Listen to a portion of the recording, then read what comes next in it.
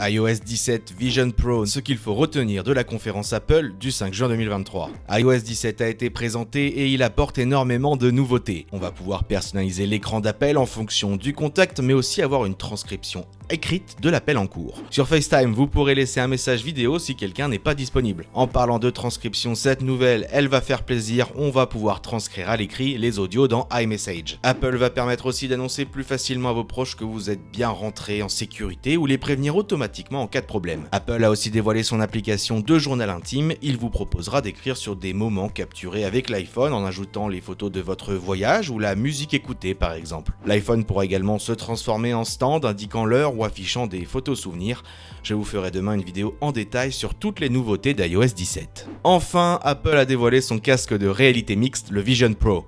Et c'est incroyable, il fonctionne comme un ordinateur à cheval entre le monde réel et le monde numérique.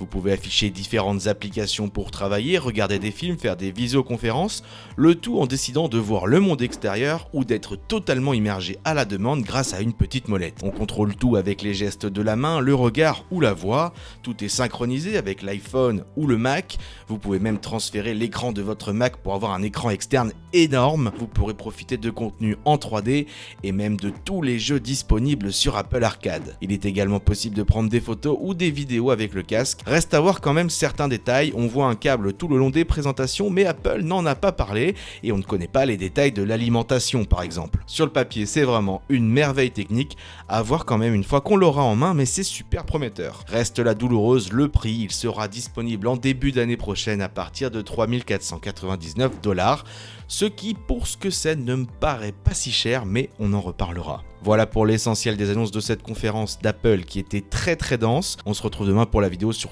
tous les détails d'iOS 17 et puis dites-moi en commentaire ce que vous pensez de cette WWDC 2023. À demain.